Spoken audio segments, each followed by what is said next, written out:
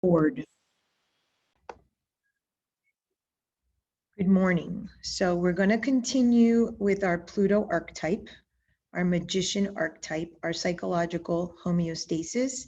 And today we're going to talk about the House of Thebes in terms of mythology and that how it relates to our psychological homeostasis and also our emotional homeostasis. So on the board, you see I have several universal laws. First is the principle of mentalism. Again, all is mind. Principle of vibration. We vibrate at the level of everything we attract in our life. The principle of polarity, we're going to talk a little bit in terms of the homeostasis of the body and link it back to psychological homeostasis. The law of octaves, because it's the only way to raise consciousness through the element of fire, which we're going to talk about transmutation. And the law of rhythm, because we're going to talk about the negative feedback loop in homeostasis. So there's a lot of myth in this class. So first I want to start off with Hercules and the Nemean lion. Hercules was told to kill the Nemean lion, and he had to go into a cave to kill him. And I'm going to give you sort of the shortened version. What he did was he brought the lion into the cave and he killed him with his bare hands. He was not allowed to take his handy dandy club or any tools. And this is super important because the lion represents the personality. So in theories of personality, we talked about personality development from a psychological perspective, from a spiritual subconscious perspective. The personality is sort of what we get at the moment of conception. We get our thoughts, we get our emotions, we get our desires, and we get our level of consciousness. And those four things become the personality. It's sort of the honey that is dipped around our diamond, which is our soul. And so we have to, good morning, we have to sort of strip the personality away. You're never going to ever go away from a personality. You're always going to have an ego and a personality. But what we want to do is tame it. And we want to sort of only give it to the earthly consciousness and not the spiritual consciousness. So in this myth, he defeats the lion, AKA the personality, and we will talk a little bit more about that. The other day I told you about Hestia. Hestia is the goddess of the hearth. And in the Agora in Greece, she was always manning the fires. She could never attend any other ceremony or ritual because she was always in charge of the fires. And this is extremely important because what happens is if we stop tending to our own fires, then we're basically tapping into other people's lives and their issues, and that's none of our business. So we really need to man our own fires. That's our third chakra. We're going to talk today about the glands and the chakras. And if we man our fires, sort of own our kingdom, and always keep our fires intact, we give permission for everybody else to do the same. David and Goliath, I guess most of you guys know this from the Bible. David is the soul and Goliath is the personality. Again, we must defeat the personality, what we are not, our thoughts, our emotions, our desires, our low-level consciousness. Briefly, we're going to talk about Hygeia. Hygeia is the goddess of cleanliness and hygiene. This is linked to the Chiron. This is the next step in the spiritual adulting map, the return home, purifying the body. Iaso is the goddess of recuperation from illness. If we get to the spiritual adulting map and we recuperate from the illness and we do the work, then we can literally get to Lilith, which will be class on Thursday, all about Lilith, the veils, the masks. Asclepius is the god of medicine. And he's important because he has a rod that has a snake. And remember, the serpent or the snake or the dragon is always symbol of duality and illusion. We are very much enamored with what we see. And we're going to talk about how our fire gets stolen from our eyes when it needs to be strong in the third chakra with Hestia. So I want to talk a little bit about a Greek spirit. It's not a god, it's a spirit called Horme. And it's sort of the root of hormones, which is what we're going to talk about today. I mentioned to you that all hormone imbalances are linked to glands, and they're directly linked to the birth process, so the transition. And we know that mother's hormones are activated during the birthing process. So anytime in your life that there is a surge or a change in hormones, puberty, menopause, you're always going through a death, a transition, an opportunity to sort of be rebirthed. And other times when your hormones sort of get out of whack, even if they're not quote unquote normal times, they're related to this archetype, and what you're trying to do is move into a next stage in your life. This is the opportunity you get to rewrite your birth story. You don't want to do it the same as your birth story and move into transition that way. It's exactly what we don't want to do. We want to learn to do it different. So the Greek spirit horme means setting oneself in motion, impulse to effort. So this is like our effort, ourselves, birthing ourselves. And it's with the hormone changes and the glandular changes that we actually are putting ourselves in motion. We're birthing ourselves anew. There's a concept that Aristotle termed called entelechy, and he said that this is like a potential versus an actual. So this is what makes us actually change and do and birth. And this is linked to the magician archetype, which we're going to talk about in a moment. Socrates had something called a daemon, and we hear demons and curses. We're going to talk about curses and demons. Curses and demons are all linked to Pluto, to the magician archetype, to this idea of Satan, to this evil perpetrator in our life that we're considering a crime or a criminal, which really is just an archetype in our head. So what Socrates said was that his daemon was like a sign or a voice that he would hear. So it's like intuition, and you're going to see that I have disruptor to disrupt the negative feedback loop, which is what your unmet need provokes you to stay into child. So we need a daemon, a demon, a curse, a devil, whatever it is, because that's sort of what becomes the thing that allows us to birth ourselves. And like the term entelechy says, that which makes actual. Socrates also said that the unexamined life is not worth living. He was actually put to trial, and he said that he wouldn't change his stance because you needed to examine your life. This is the problem. We're not given opportunity to change our life or look at our life. It almost disrupts the flow of what we're supposed to live. So I had two situations, one yesterday and one this morning. I was on a podcast yesterday, and the woman is asking me about the subconscious. And she's like, yeah, the subconscious rules everything. Like, you know, can you tell me more about it? And I give her the 4 steps of the subconscious development. Her response is, well, that sounds complicated. Yeah, this is what dictates your whole life. Of course it's complicated. People want this easy, fluffy, sticky note, post-it note spirituality, like if this isn't your entire life's purpose. And I was like, oh, wow.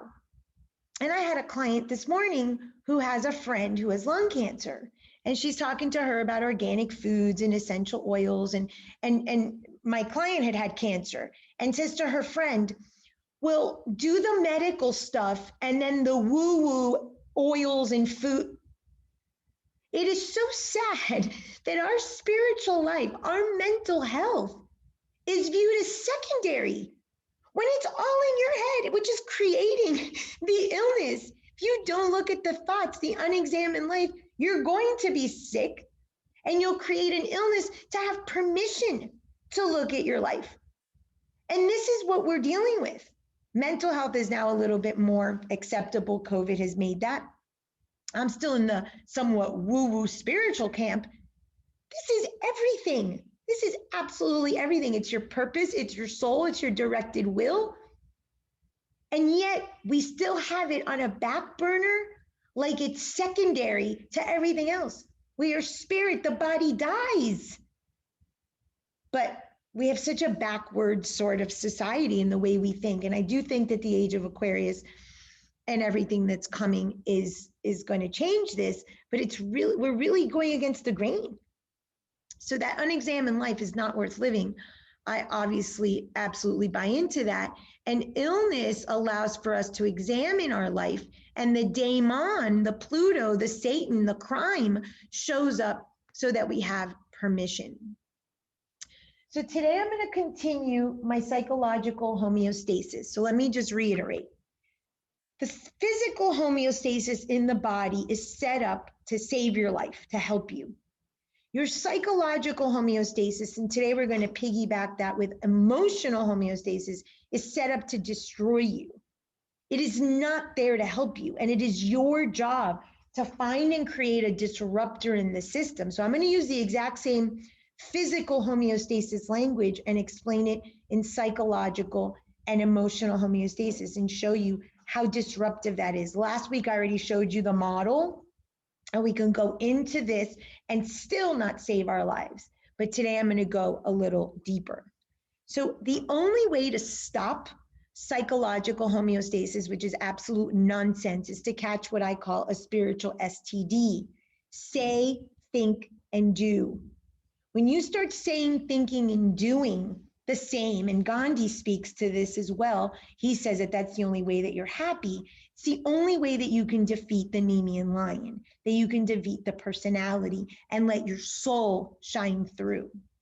You need the element of fire, hence Hestia, in order to change and transmute, which is the law of octaves, to change the vibration, to change the octaves. The problem is we are afraid of our fire. And I told you last week, the church made it hell and fire is bad. This is the problem. When we're born, I told you last week, we have sort of the psychological archetype as the savior because our mom was the victim and we were the savior and the rescuer, and all worth her going through the pain of childbirth was that we were the product. That creates narcissism. Every single one of us is narcissistic. I have a podcast episode that I call Prince or Pauper. You either show up small, fearful like a pauper, or you show up like a prince or a tyrant king, like a narcissist in full-fledged force. The reality is that that's what we are. We're narcissists, and we show up either totally forest fire, burning down everything in our wake, or we show small. And what's interesting is I've seen over and over again with clients that this fire is what everyone's afraid of. I'm so afraid of my fire. I'm so afraid of my power that if I get too big, I'm going to burn and destroy things in my wake. So therefore, let me play small. This is the 0 to 100. The only thing that contains fire is earth. That's our body.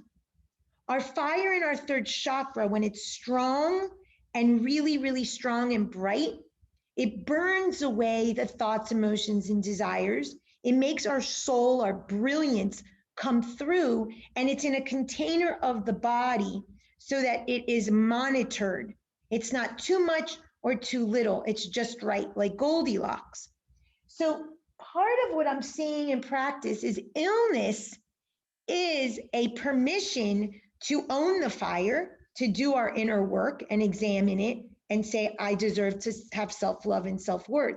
But the other thing that I'm seeing in practice, and I mentioned this to you about the allergies the other day, is it's almost a narcissistic attempt to not be in the body. I am so divine, I am so narcissistic, I am such God that I don't need a body, so let me destroy it. It's a really interesting conundrum from a psychological perspective.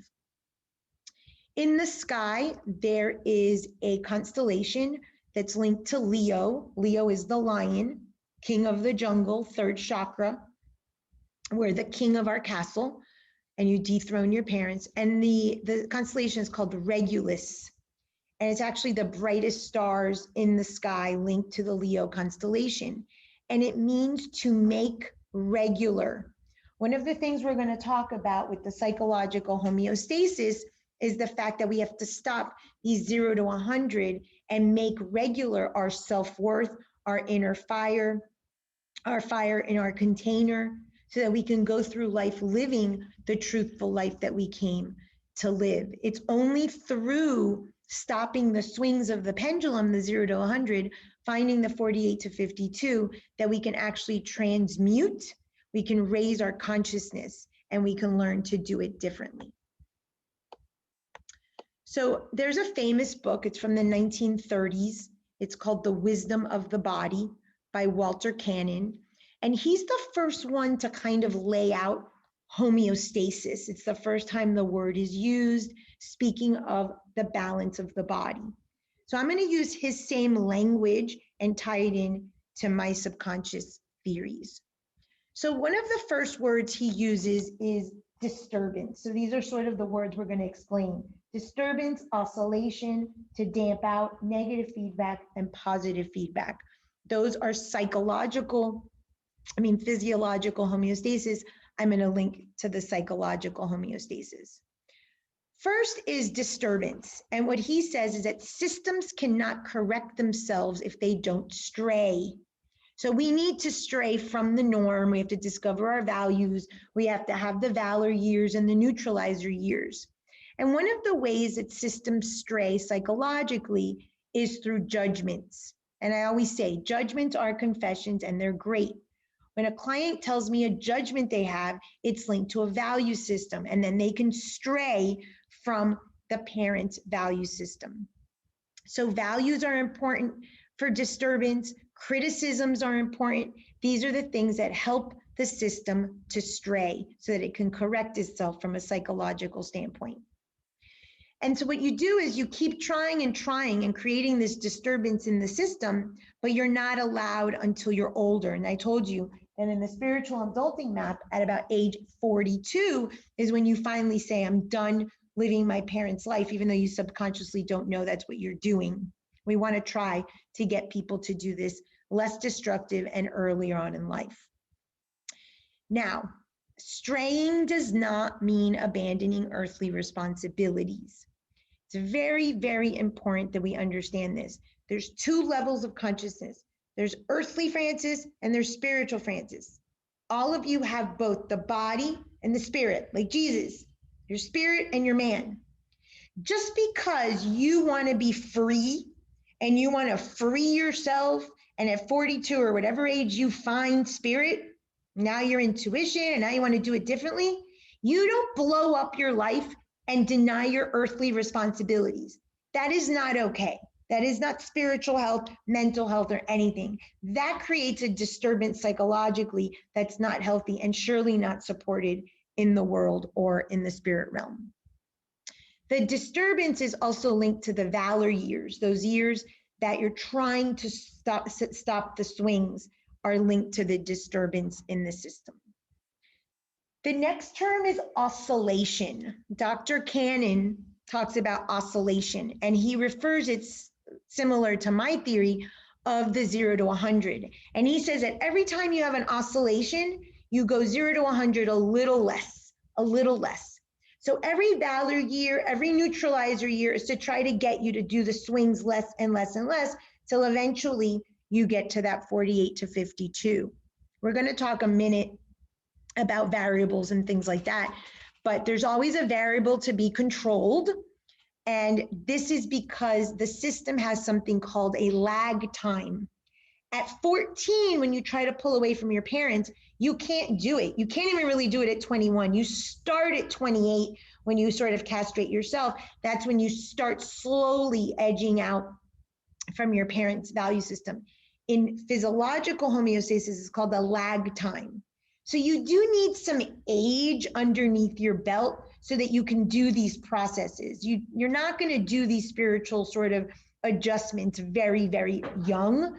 That's why with teenagers and children, we're going to treat them different than we do adults. We need some sort of cloth, like with the fates, clotho, to give us some fabric of life and story so that we can do some of this work.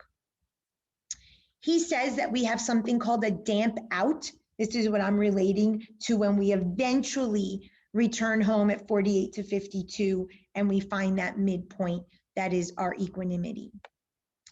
Now, in a minute, we're going to talk about this negative feedback loop The negative feedback loop is what keeps the system in homeostasis. The psychological negative feedback loop is destructive, and we'll go in that. We're also going to talk about the positive feedback loop. The positive feedback loop is opposite of the negative feedback loop. The negative feedback loop in a physiological mechanism is actually good. The positive feedback loop in a physiological is considered bad because it has what's called rapid amplification. It's very uncommon in physiology. It's uncommon in psychology, psychological homeostasis too, but it's actually the only thing that disrupts the system and makes us change. In physiological homeostasis, positive feedback is unstable. It's a vicious cycle to try to get the negative feedback restarted. We don't want that with psychological homeostasis. We want the disruptor, we want the positive feedback, we want to activate this sort of rapid amplification or this glands or these contractions or this transition forward, and we don't want to go back to the negative feedback loop. That is the risk of all times, is that you could create all this nonsense, disrupt the system, and you could still go right back into your toxic water theory. And then we never get out of this. So illness or crisis or some criminal entering your life is the opportunity for you to disrupt that system. But if you don't learn the lesson or do the work, then you go right back into the negative feedback loop. Examples of positive feedback are uterine contractions during labor, no accident. This is exactly what we want, is negative feedback. The uterine contraction during all transition periods. So every time we have those, yes, it becomes unstable. Most of us have what I call a Pluto transit or the criminal or the Satan or the daemon, but it's what gets us from the norm, which physiologically or psychologically is unhealthy. So I want to talk to you about the glands, and then I want to tie them into the chakras. So first about the glands. We have several glands we're going to talk about. The first is the hypothalamus. So now we know that the thought, the emotion, and the desire is unprocessed and is moved into the physical body. And the body will show up ill or unstable or out of balance, linked to the instability in the psyche. Over a long period of time of this instability, we can get sick. So what happens in the body that mirrors what's happening in the psyche, because we want to use the body as the loyal servant of the psyche to indicate what's happening. That's why when you ask a client and they speak about unmet needs or they speak about body parts, those are going to be ahas for you to specifically know what's going on. So first is the hypothalamus. The hypothalamus is about stopping to make hormones. This is known to be active in pregnancy as well. The second is the pituitary gland. I'm going to talk about the chakras later and link it to them and the unmet needs. And this is linked to making mother's milk, thyroid stimulation, oxytocin, estrogen. We've talked about that this is like the master gland. And when I gave you the 48 to 52 lecture of Chiron and Jesus and so forth. The pineal gland is linked to melatonin, the light, the dark, sleep, shadow. This is what I call the truth gland. I had a client the other day who says, I can't sleep. And I said, oh, you're living out the story of Princess and the Pea. The Princess and the Pea is a childhood story where the princess has a tiny little pea all the way in the bottom of her big fat mattress. She couldn't sleep. If something's keeping you up at night, it's lack of truth. There is a lie that you're trying to get out from your psyche and come forth. And that can lead to illness if you don't sleep. These are very linked together because what you're looking for is truth. The thyroid. Thyroid has to do with time, where you feel time is going too fast or too slow. The parathyroid has to do with metabolism, bone health, calcium, phosphorus. Remember, I told you Pluto is directly linked to minerals. Minerals in the bottom of the earth, so to speak, the subconscious, your mineral wealth, your spiritual wealth, your financial wealth. This thyroid issue is specifically related to the Uranus-Saturn on the spiritual adulting. People that have thyroid struggle with a time or a constraint or a limitation. They're trying to be adults, but something isn't letting them, or they're too adult too fast, and now they want to go back to being a child. So this is an archetype that you'll listen for. The thymus is above the heart. It's linked to the immune system. And what's interesting about this is that it shrinks after puberty. The love needs, the conditional love needs that your parent gave you, which is the crappy Costco card version of your love needs, are no longer needed after puberty. At 14 to 16, when you know your own value system, if we would actually live in the world and our parents would let us, we would learn to meet our own love needs, no longer needing this thymus post-puberty. The pancreas. The pancreas is linked to the third chakra, to our digestion, breaking down food, insulin, glucagon, all of these glands or systems in the body that regulate sugar. Sugar is linked to food, is linked to the moon, is linked to our childhood archetype. All of our needs are validation needs in the third chakra. Anything that dims our fire, anything that takes us from manning our fires, like Hestia says, is linked to validation, self-worth, lack of self-love. That's why fire is the only element of transmutation and the one that Hercules defeats the personality, so that the soul and the fires of our third chakra can really burn freely. Our ovaries or testes are linked to reproduction, breast, menstrual, hair, sperm, penis, and they're linked to protection needs. So when someone comes with second chakra or ovary or testicle issues, reproduction issues, there is a protection need.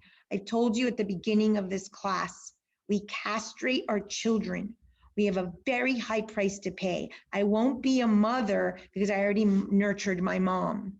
Or I, like the Greeks used to do, put the children in the field so that the gods would take them. And here we call it custody, we call it death, we call it, daycare.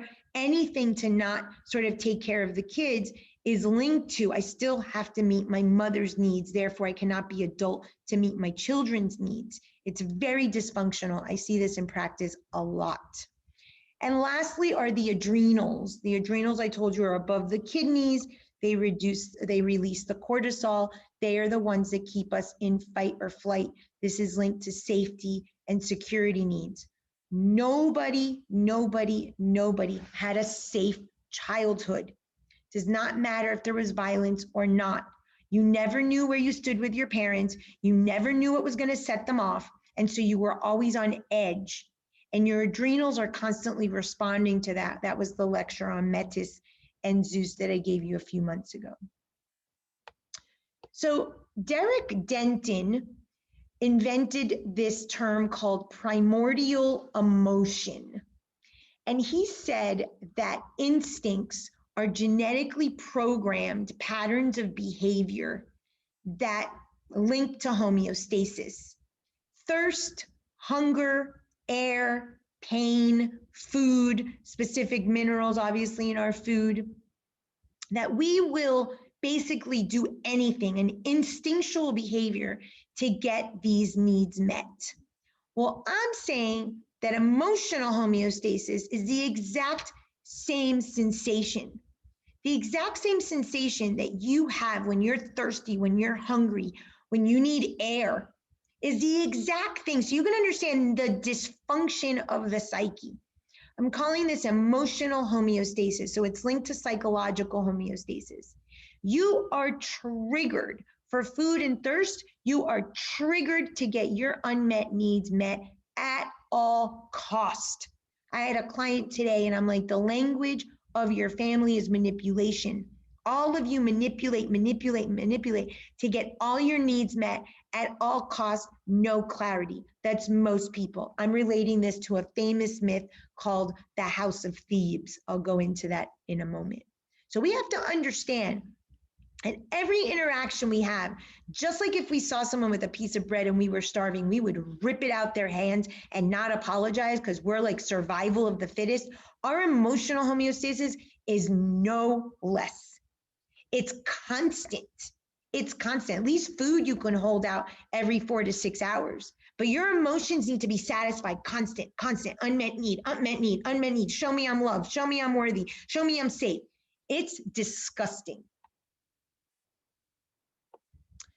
So here is the negative feedback loop. Okay, I'm calling this the House of Thebes. The House of Thebes is a house in Greek mythology, and everyone has heard of the Oedipus Rex or the Oedipus complex, especially in psychology, where he is told you're going to kill your father and marry your mother. And that's indeed what happens. Another oracle and prophecy that comes true. All of us have this complex. Don't get caught up in the story of killing your father and marrying your mother. Talking about this thing that's programmed in you to get the prophecy or the need met. So we're all Oedipuses. Laius offended the gods. We offend our mother and dad by trying to get our own needs met, and we pay heavily. You know, the sacrifice versus offering. This is linked to narcissism. We are all narcissists. And it makes sense because if we come from the universe, if we are the divine spark, of course, we're going to think that we're gods. But we play small so no one thinks that we think we're God, or we play too big and our fire burns and destroys people in our wake. Neither one is okay. It's a controlled fire from the third chakra, our divine spark, our brilliance, pull away the personality, and your divine will and your soul shines bright, element of fire. But what we do is we go into this negative feedback loop with our emotions and our unmet needs, and I'll break it down in a moment. So this idea of I am God, when we're born, we've rescued you, mom, we're the savior, you should meet my needs. And I'm God and you don't meet my needs, and I'm God and you don't meet my needs. And we go hopping from person, place, thing, situation, person, place, thing, situation, person, place, thing, situation to try to get our needs met. Because how dare you not see that I am God and you must serve me? So this is our version of the House of Thebes, where basically this guy's life was destroyed, all in an attempt to not listen to the oracle, to not have that prophecy. So we really need to learn to meet our own needs. We are in this House of Thebes destructive negative feedback loop. So what happens? There's 4 stages. First, we start with the controlled variable, and this is Dr. Cannon's language. I'm putting on my language. This is the unmet need.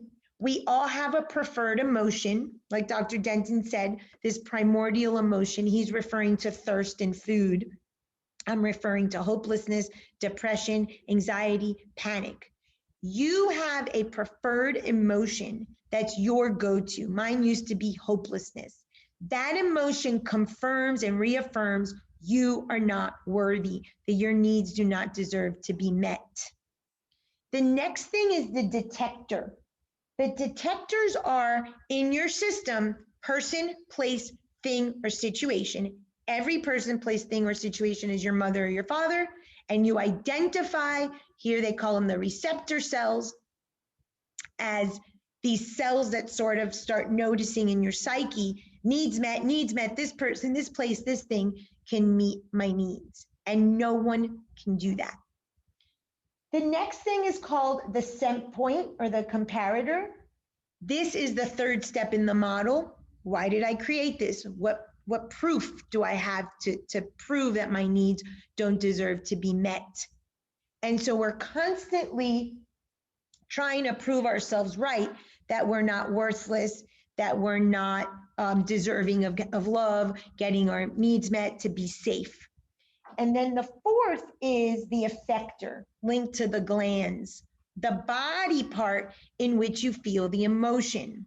A great little technique I do with clients is I have them put an emotion, let's say anger or hopelessness or depression or panic or anxiety, on a piece of paper, crumble it up and pass it all around their body. And wherever you feel it is where you hold that emotion. That's your effector. That is also linked, if you don't process that emotion, those thoughts, those feelings, that low consciousness, where you'll probably end up getting sick.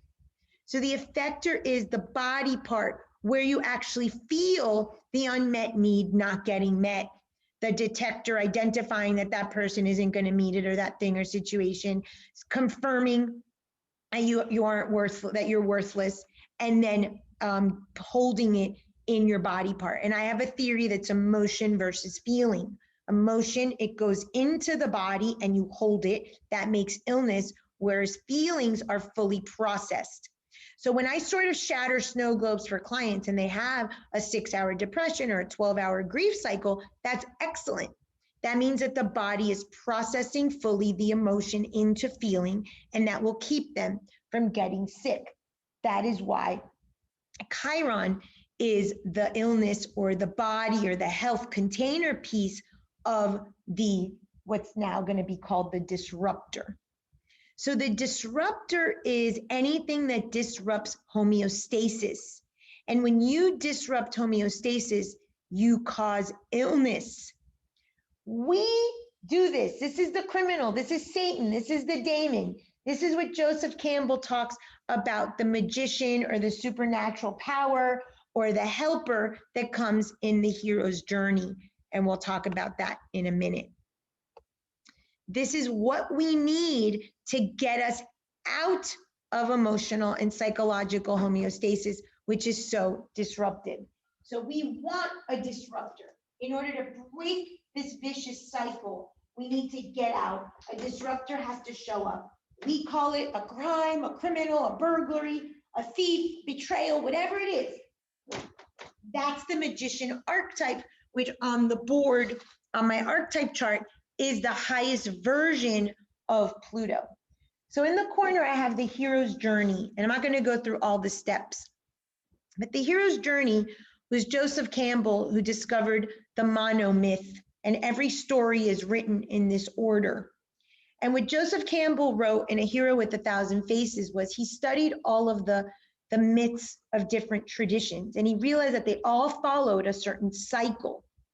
And he said that when you finally heed the call, when you decide to go on the journey, which is of self-discovery, which is to defeat the Nemean lion, the personality, find your soul, your divine will, your purpose, your true self, your self-worth, you encounter a helper or a magician along the way. This is called the initiation, or part of the initiation. And all traditions have initiations. In my shaman program, I have initiations.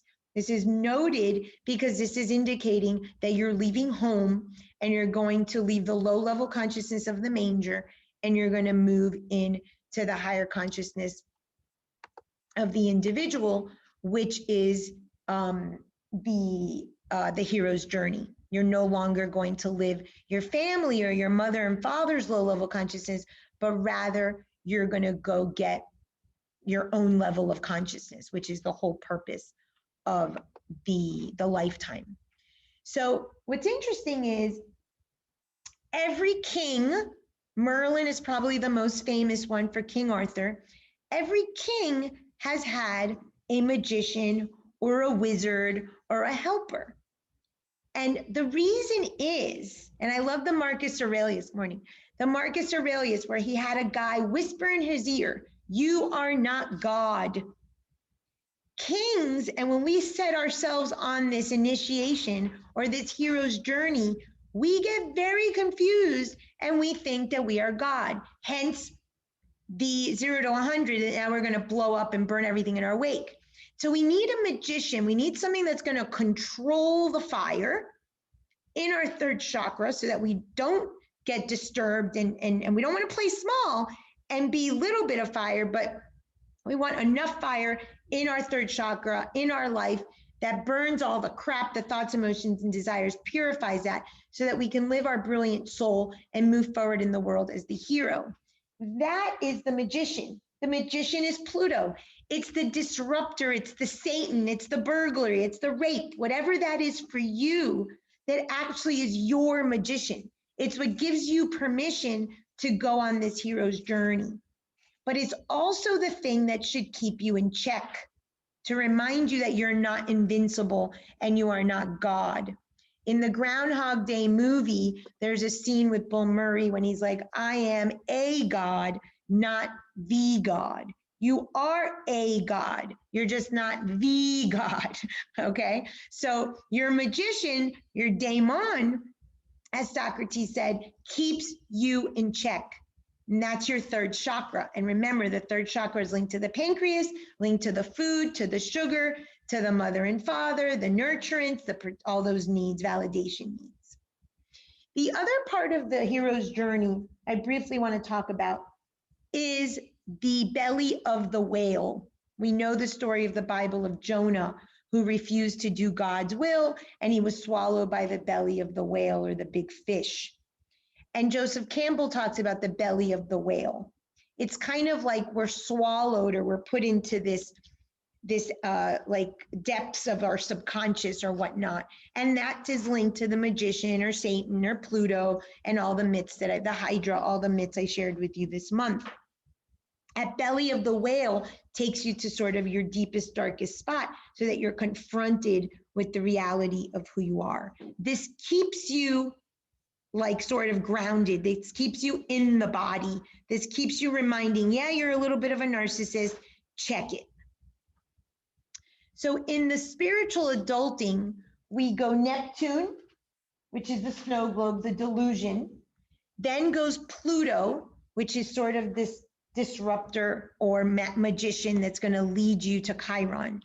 Chiron is the return home, but oftentimes, unfortunately, we are linked. The perpetrator leads us to illness because it might be the only socially acceptable way for us to say, I need some time to deal with this. All the glands are ruled by Pluto, which are obviously lived out through Chiron in the body. They rule moods, growth, metabolism, reproduction, and they're also the movement from maiden, mother, and crone. The perpetrator, or Pluto, is what pushes us through those stages, and that's why we use the body to process, and as a result, illness or glands or hormones or some physical aspect is affected. I had a client last night who has psoriasis from head to toe. Psoriasis is a skin issue, and the skin has to do with protection needs. It's a second chakra thing. And what we figured out in his psyche is that he wants to be so wealthy and do so much work financially that he doesn't want to be looked as attractive to women. So he created this skin illness so women would repel him, so that he has permission to go make $1 million or 10 million or 50 million. So I was like, no need. We don't need to create this illness and use the body. What we do is we process the thought. We purify the thought with what I said, the spiritual STD, say, think, and do. Show up as your unified self, a strong third chakra, strong self-worth. And he went and had a conversation with his girlfriend and said, I don't want to get married and have kids. You still want to stick around? She's like, yes, thank you for being honest. And I have a saying that says, the truth is always kind. People would rather know where they stand with you than you beat around the bush and manipulate to get all your needs met and never know, because that's what your parents did. Your parents did that. You didn't know if they were going to be mad. They didn't know if you were going to blow up, if you got a home an A, if you got a C, if you didn't do your dishes, the chore. Nonsense. None of us feel safe.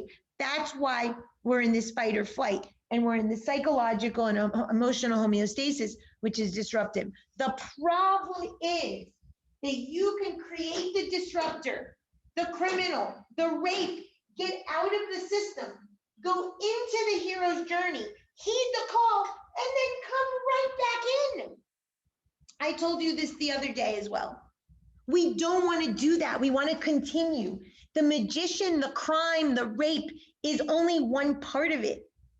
You could get sick, have an illness, and go right back in to get your child needs met, or attempt to. And then what did it serve you? You were initiated into the hero's journey, and all you did was go right back into the emotional homeostasis. Yes.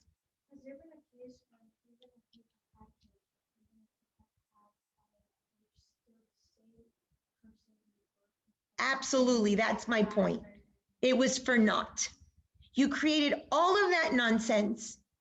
You destroyed your body. You had all these surgeries because what is illness?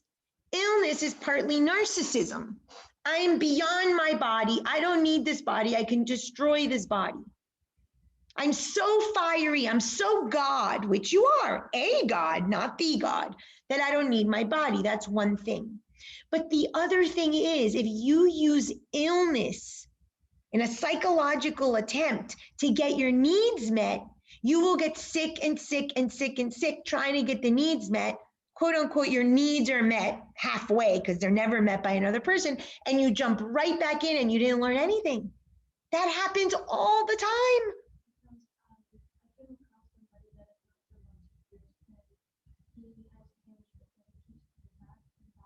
That's this. Yeah, because there's no transmutation. There's no belief change. That's why I always start with the principle of mentalism. There's not a class that I don't teach principle of mentalism, because you have to buy into, you create everything.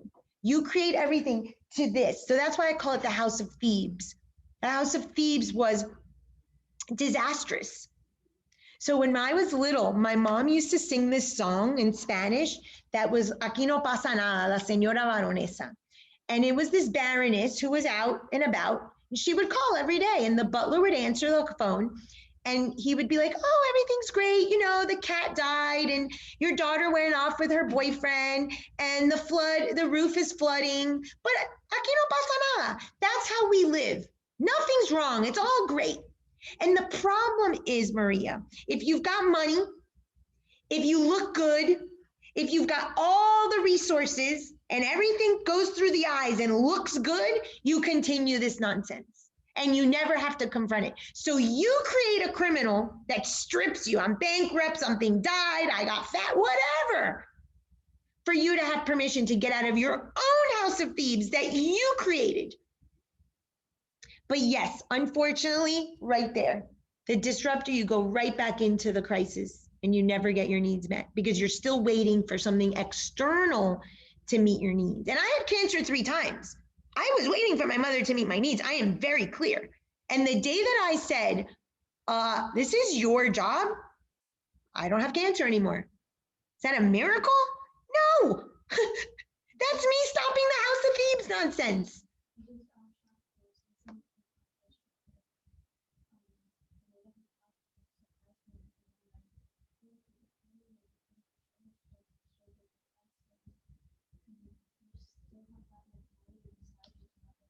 Yep. Yep. Yep. Nothing is happening to you. It's happening for you, created by you to hope to get yourself out your own way. And we don't. We don't. Our child, I'm telling you, what Denton says, this sort of emotional, primordial emotion, he's talking about food. He's talking about thirst. You would kill someone if you're thirsty and there's only 1 glass of water. You will do that to yourself to get an emotion met, to get an unmet need met. Do not think this is what this nonsense is. So as many times as he has cancer, he's still waiting for the magician, for the magic, for the person, for the job, for the fill in the blank to come say, I am worthy. That's why you have to man your fires. That's why it's all about the 3rd chakra.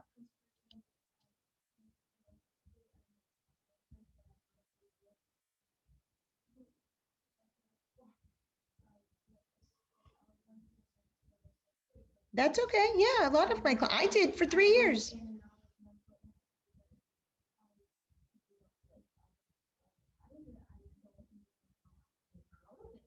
Well, and that's a good, I'm glad you're bringing that up. The chiron or the illness doesn't have to be physical.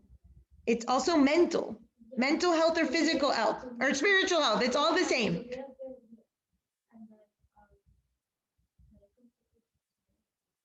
Of course. So that's not transformation, that's transmutation. Transformation is behavior change. I'm not going to eat the cake because the cake is bad for me. You change your behavior, you don't change your belief. You change your belief, which is what I'm hearing, you have transmutation, and that requires fire. That's the third chakra. Why it's linked to the eyes and the sixth chakra. The eyes steal our fire. What comes through the eyes, lust, greed, envy, jealousy, gluttony, steals the fire of the third chakra. That's why they're related. We are so afraid of our fire in our eyes because it will literally, have you ever heard that? I'll kill him with my eyes, lo mato con los ojos. And it's taking away our self-worth of our third chakra, of manning our fires like Hestia.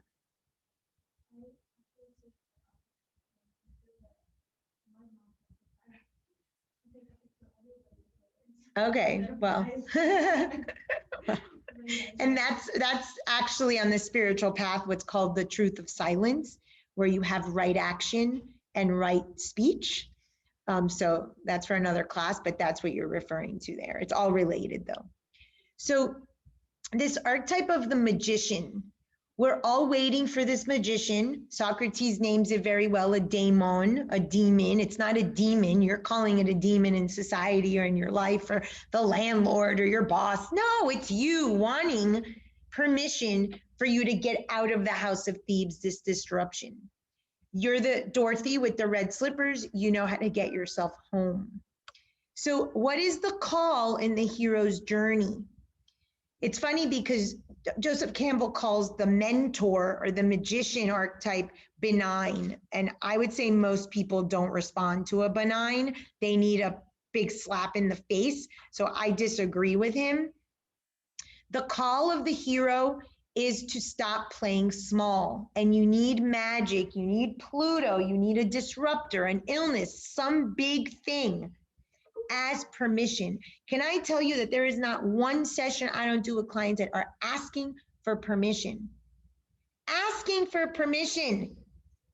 People do not know what they're allowed or not allowed to do. We were not given those clear structured boundaries in childhood. So we're adults still trying to figure out what the rules are. The belly of the whale, I said, is a trial. It oftentimes is linked to illness or some sort of disruption in the system, or from Pluto trying to birth yourself, you might get sick or mental illness, things like that. The departure, which is just leaving, notice how I put departure where the disruptor is. This crisis or criminal or daemon or devil that you create in your head to give you permission is just the first step. You can go right back into the negative feedback loop. So why do men have magicians or mentors or Merlins? Because they're afraid of their own fire. We are all narcissists and we know it. And we know that we're powerful. We know that we're gods. We know we're the divine. So we play small. And what you need is the earth element. Like I tell clients, don't play small. Live your fire, own your third chakra, you're God, but in a container. That's why our body is oftentimes the reason we get sick. It's because we're saying, I'm so beyond the body, I'm all spirit, I'm the divine, I'm God. No, you need the earth, the body to contain you. So I like the metaphor of the Aladdin story. Jafar is my out of control fire that will burn through the forest. Aladdin is my low, humble self that wants to play small. The genie is the perfect midpoint, 48 to 52. All-powerful genie with handcuffs. Limited to 3 wishes. Limited to a lamp. I'm limited to this lifetime and this body. That keeps me, my fire strong, but in control. Knowing that I am not all-knowing, all-powerful, and could, change the world. Nonsense. Absolute nonsense. I don't know if Emmanuel does. So I want to talk a little bit about the functions of illness, because on Thursday, when I'm going to wrap up with Lilith, and then I'm going to go into the practical applications, of course, of how you use this in your practice. I want to talk about some of the functions of illness and why people create illness in order to heal or to confront their demons or to change this House of Thebes psychological and emotional homeostasis. One function of illness is that it brings us back to the body. Dissociation is something you're going to see in practice. People that are very much in alignment with spirit and their narcissism and I am God, even if they're not saying it, dissociate the body because the body limits them. And if I'm God, I shouldn't be limited to a form. This is psychological stuff we see all the time. And in the spirit community, it's rampant. So the body serves as the container to bring us back to reality. So that's one important function of illness. The other thing with illness is that feeling our feelings or our unprocessed emotions, thoughts, and desires hurts. This is why I say to clients, have a spiritual TED talk with yourself every day, every moment. T, thoughts, E, emotions, D, desires. If you are constantly looking at your spiritual TED talk, and I use my book, my model, is it mother, father? What don't I like about it? Why did I create this? If I use those three questions on a loop, I will have a constant spiritual TED talk with myself, and therefore I can get back in my body, process the emotions into feelings, and then I don't have to have a long-term sickness. But we don't want to feel it because it hurts. So I'd tell clients when they have a 12-hour grief period after a session, or they're crying after they talk to me, like, that's good. You just avoided a cancer. Because you're using the body for what it was meant to use thoughts, emotions, and desires, process them fully. So you break a nail, you get a headache, better than getting a cancer after the body part has held that unprocessed emotion. Oh, of course. The body part has a function. When you do that assignment that I said with the paper, with the crumpled up emotion on a piece of paper, and you see where you feel it, let's say the head has a function, it's to think. That means you're probably trying to solve a problem with your head that you need to solve with your heart. Go beyond the logic, for instance, and go into the wisdom. The function of the body part where you hold the pain or you have the illness will tell you what the client is holding onto that they need to burn through with the fire in their third chakra. Purification is another reason for illness. I've told you this before. We have an impure thought. We've built our lives on an impure thought. You're the vault for your parents' impure thoughts, and you want to purify your body. So you eat a lot, you go on a diet. You drink a lot, you go on a cleanse of no alcohol. You have sex a lot, you go on a man cleanse. I'm going to purify my body. You can't purify anything in your body if you don't clean out your head. I hear this all the time. Francis, I had diarrhea after talking to you. Yeah, I cleaned out the crap in your head and it comes out you know where. Can't start from the diet. Go have your $10 juices. Eat the chicken McNuggets if you're not going to clean out your head. It's nonsense what we're doing in the attempt of purifying our body. The truth of purification is not until the sixth truth. You've got thoughts, you've got emotions, you've got desires, you've got low consciousness, you've got personality, you've got ego. You've got to have strong fire to have a brilliant soul. Get the honey off the soul. Then you start with purifying the body. It's step 6. You can't start with diet and exercise if your thoughts are full of junk. So that's another reason that we use the body to purify, because it makes us feel clean and holy and godlike. And it doesn't work that way. The body dies, the earth element dies. You start with the soul. And one of the questions I ask clients all the time, how did your mom take care of you when you were sick?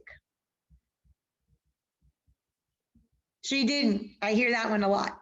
She didn't take care of me when I was sick, so you don't take care of yourself. She let you stay home. Guess what? You get sick to stay home. It's the only deservingness you have of taking a day off. The way your mother took care of you when you were sick is directly related to how you deal with taking care of yourself in permission. And it's linked to this nonsense of having to go from the perpetrator, the Pluto, or the magician into the illness, the return home. That's why we use illness in society as acceptable reasons to take off a sick day or FMLA or whatever nonsense. Yes.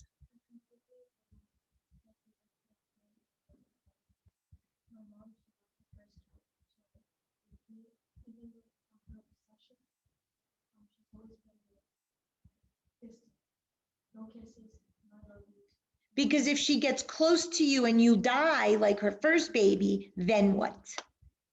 So you're paying the price for your brother or sister who died. Yeah, and then that has made me. Of course. I don't know, in a relationship or anything, I don't know how to be kissy-kissy. Because Maria, the way your mother takes care of you is the way you take care of yourself. So I have a client who, hypochondriac. I talk to him every week. Every conversation starts with, oh, I was at the doctor. I was at the doctor. So one day I said to him, I said, how'd your mom take care of you? Oh, she'd rush me to the doctor. Can you see that? It's the only time that you get to stay home, maybe eat cookies, maybe not do homework. For people that have Virgo moons, they really feel that they're the only way that they're allowed to be a child is through illness. A lot of people feel this way. My mom only let me not get straight A's or go to soccer practice or something if I was sick. It serves a function in our psyche. So you push people away because that was the definition of love that you got. So now you know that if you're pushing other people away, you're pushing yourself away. That's the thing. It becomes the way we push ourselves away.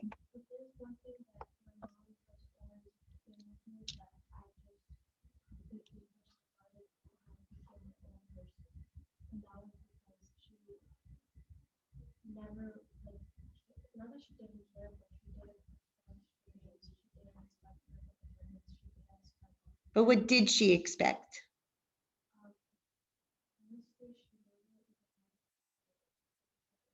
Okay, so are you a hyper focused student and you get good grades?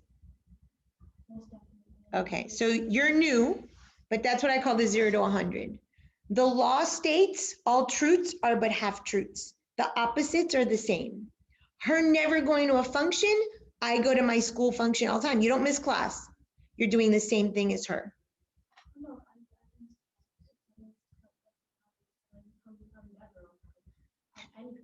But my uncle used to her function because whatever my mom didn't do, my uncle did because he didn't have any kids. So that's why I kind of went Yeah, we'll have to break that down. So I want to talk to you a bit about the chakras, okay? So I have them up there and they're linked. And then I'll take any questions that you guys have. The root chakra is linked to the adrenal glands. People that have root chakra issues, lower extremity stuff, safety, security needs, earth element. People that have ovaries or testes issues, sacral chakra, second chakra, reproduction stuff, protection needs. Third chakra is the solar plexus, which is the pancreas. I already told you. That's the self-worth. That's why it's the sugar, the sweetness of life. My mother fed me. All my needs were met, not in the womb. The womb is such an interesting thing because in our psyche, we think that it's a perfect symbiosis, that our needs were being met. They weren't being met. Your mother's fighting, your mother's stressed, your mother's agitated. She's giving you all that. Where is that symbiosis? Your needs aren't getting met. She's dumping onto you. That's a parasitic relationship. Do not kid yourself. This entire House of Thebes psychological homeostasis is a parasitic relationship you have with other people, AKA yourself. Swallow, swallow, swallow. You are constantly swallowing your fire. You are constantly swallowing your power. And just because you're a narcissistic a-hole and you're burning through people and resources and friendships doesn't mean that you're not in this. It's just the 0 to 100. It's the 48 to 52. It's the balance. It's speaking your mind. The other day I was at a family function and someone says, oh, don't take it personally. He doesn't remember. And I said, oh, that's not mine to take. I am so quick to stop. Hell no, am I going to take you? That's your issue. I'm so confident in who I am and my boundaries. I tell clients, text me all the time. I've got good boundaries. I'm not worried. You're not going to drown me. Water drowns, second chakra. The fire purifies. Whatever the water is cleanses, the fire purifies. So the manning your fires, your third chakra is so important. That's why digestion is such a big issue. And I tell you, it's linked to the fire in the sixth chakra. We'll get there in a minute. The heart, I told you, is linked to the thymus. So people that have like heart issues or things that have to do with like heart. I have a friend whose mother has severe heart issues. Every day there's a heart issue, heart issue, heart issue. The thymus, I told you, is a gland that shrinks post-puberty. After puberty, she left her mother and her mother never forgave her for it. And the woman is 86 years old and it keeps her up at night to this day. She's got severe congestive heart failure. These are very marked in the psyche. Your body knows exactly where to send the illness. Linked on the unmet need. We all have unmet needs, especially of love.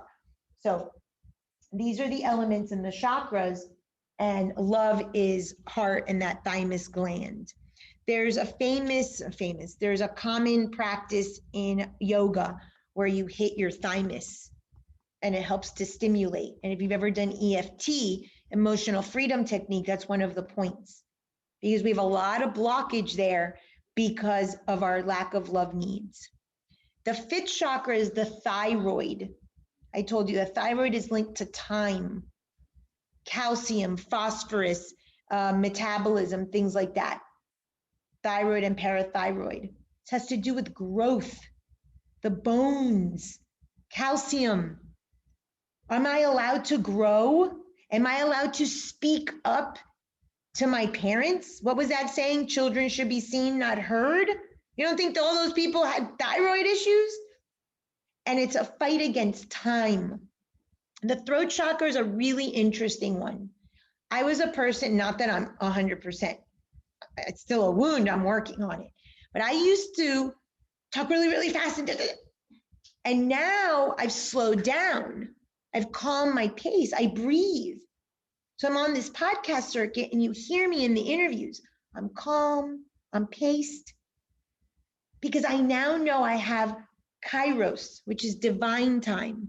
If I breathe, there will be more than enough time to say everything. I will be heard. My unmet need of validation was I was never heard as a child. So I got out of my loop. I got out of my House of Thebes. I started breathing, met my own needs of love, the breath. Speech is more controlled. I have more than enough time to say everything needs to be said. I don't have to get agitated. So we start seeing the physical body catch up to what we're learning in the psyche. And the thyroid and the throat and our speech is very, very important. It tells you how the person sort of attacks life. And I told you that my birth story was I came flying out. So of course, every time I transitioned, I flew out. I was fast and furious and rapid. And if I have to do it differently than my birth story, I had to breathe and slow down and let the contractions push me out slowly. We have to learn. Let me just finish these two. The sixth chakra is the third eye. I told you this is law of gender, where masculine and feminine are balanced. This is your throne. You dethrone your parent here. This is linked to the pineal, which is the melatonin production, light and dark, the shadow, the truth, the hydra. You cannot be balanced if you have not looked at your hydra heads. And it's also linked to pituitary, which I told you in the 48 to 52 lecture is linked to Chiron. You return home, dethroning mom and dad. and integrating the unintegrated parent and doing it differently. And then your crown chakra is linked to your hypothalamus, which is sort of the control center. So every gland that is affected when someone's trying to get their needs met in their House of Thebes, psychological, emotional homeostasis, linked to the birth process always is how we're transitioning through life. These are not accidental. We need a perpetrator. We need glands. We need hormones. We need the push through the vaginal canal subconsciously in order to get us out of this disruptive homeostasis of others getting our needs met. It's nonsense. Any questions before I stop the recording?